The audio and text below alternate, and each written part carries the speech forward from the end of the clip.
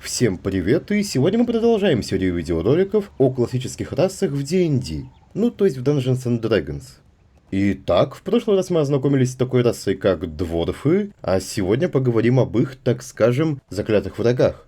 Я знал, что у вас, блядских эльфов, нет чести, нет уважения, нет пива! Хотя вроде как в мире классического D&D дворфы и эльфы не особо-то и враждебны друг к другу. Но в большинстве фэнтези-вселенных данные две расы довольно часто конфликтуют, по причине того, что их идеалы несколько отличаются друг от друга. Ну да перейдем непосредственно уже к делу. Эльфы ДНД. Эльфы данной, да и вообще в принципе всех фэнтези-вселенных, это волшебный народ, обладающий неземным изяществом, живущий в мире, но не являющийся при этом его основной частью. Эльфы живут в местах, наполненных воздушной красотой. В глубинах древних лесов или серебряных жилищах, увенчанных сверкающими шпилями и переливающимся волшебным светом. Там легкие дуновения ветра разносят обрывки тихих мелодий и нежные ароматы. Они любят природу и магию, музыку и поэзию и вообще все прекрасное, что есть в мире. Стройные и изящные. Обладая неземным изяществом и тонкими чертами, эльфы кажутся людям и представителям других рас чересчур уж красивыми. В среднем они немногим ниже людей, их рост колеблется от 5 до 6 футов, то есть в переводе на наш от 150 до 185 сантиметров. Они зачастую стройнее людей и весят от 100 до 145 фунтов, опять же уже в переводе на наш общепринятый, от 45 до 65 килограммов. Мужчины и женщины эльфов почти одинакового роста, и различия в цифрах заключаются лишь в том, что мужчины весят чуть-чуть больше.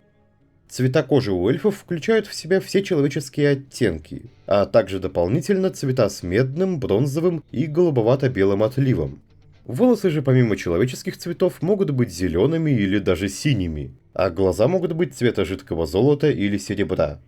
Волосы на лице, в отличие от иных рас, у эльфов не растут, да и волосы на теле тоже в принципе практически что отсутствуют.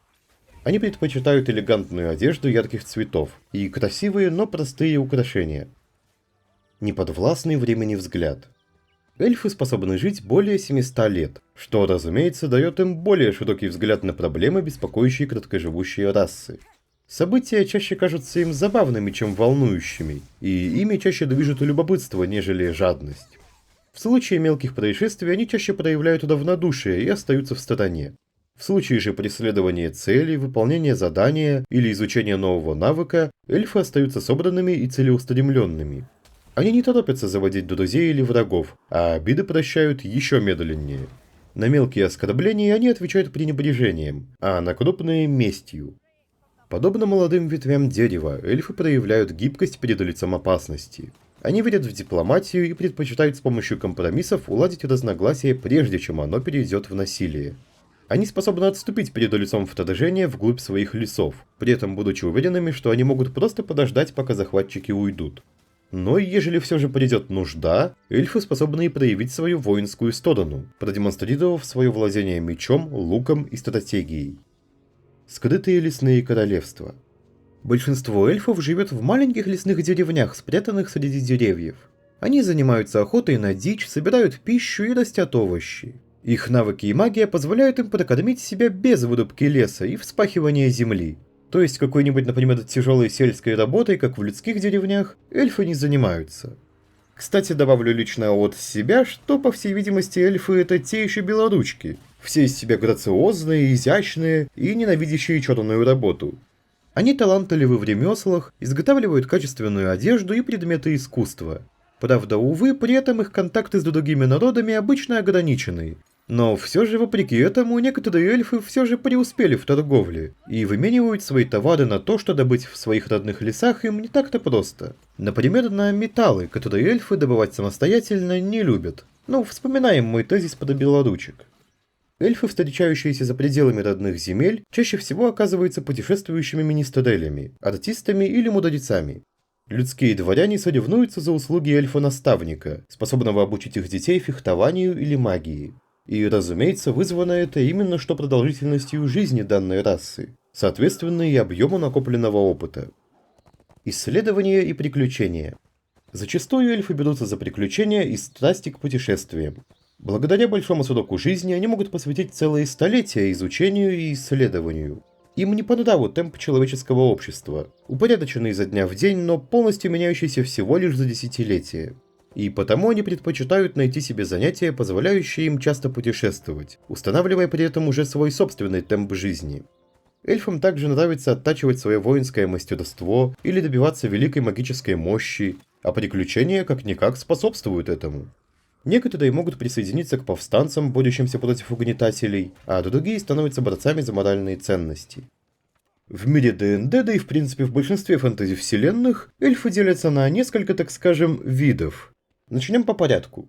Высшие эльфы. У всех высших эльфов острый ум, и все они знакомы, по крайней мере, хотя бы с азами магии. Во многих мирах D&D существует два вида высших эльфов.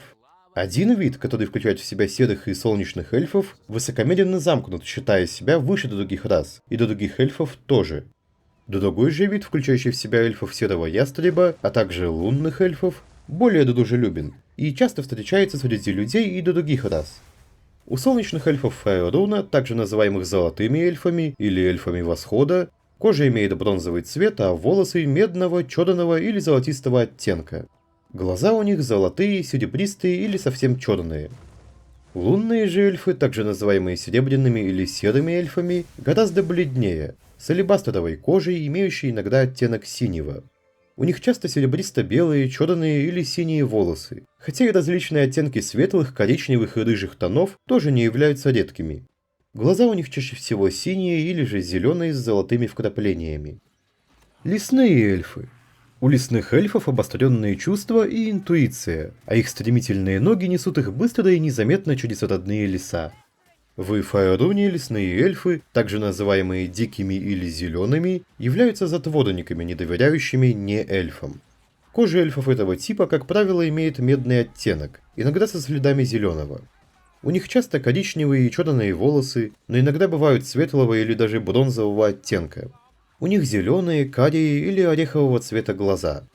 Основной же особенностью лесных эльфов является их умение прятаться.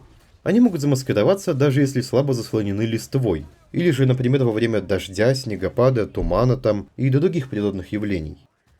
Темные эльфы или же дроу.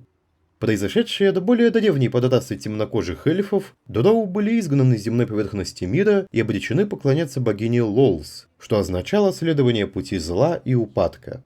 Теперь они построили свою цивилизацию в глубинах подземья, устроенную, разумеется, согласно пути их богини. Также называемые темными эльфами, дроу имеют черную кожу, которая напоминает полированный обсидиан, и при этом совершенно белые или очень светлые волосы. У них обычно бледные глаза, настолько бледные, что могут даже показаться белыми, с сиреневым, серебряным, розовым, красным или синим оттенком. Дроу в роли искателя приключений крайне редки, и их раса, к сожалению, существует далеко не во всех фэнтези-мирах. Вот как-то так, господа. Пишите в комментариях, какой тип эльфов вам больше понравился. Лично мне, например, больше понравились именно что дроу. По причине того, что высшие эльфы довольно-таки надменные твари, лесные уже стали каноном и приелись, а вот темные на их фоне смотрятся весьма интересно. И да, кстати, если будет интересно и востребовано, то сделаю отдельное видео по каждому из этих типов же эльфов, со всеми примерами и так далее. Ставьте лайк, если это видео было вам интересно и вы хотите продолжения. Посмотрите остальные мои видео, может что-то приглянется. Подписывайтесь на канал, чтобы не пропускать выход новых роликов. И до новых, надеюсь, еще и скорых встреч.